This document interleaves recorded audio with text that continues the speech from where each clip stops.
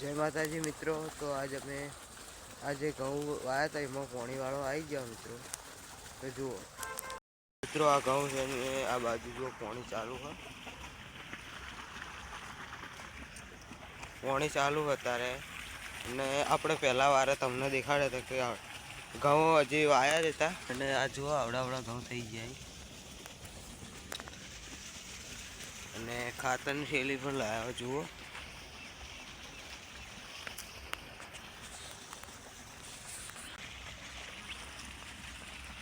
અને ઘઉં આ જુઓ આવડા થઈ ગયા।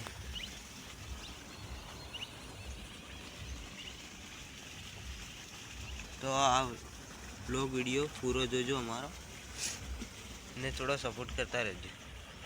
આવા નવા બ્લોગમાં પણ ઘણું આવી જાય જુઓ। હાલે એમાં 2-3 દાડા પછી પોણી ચાલુ હતું।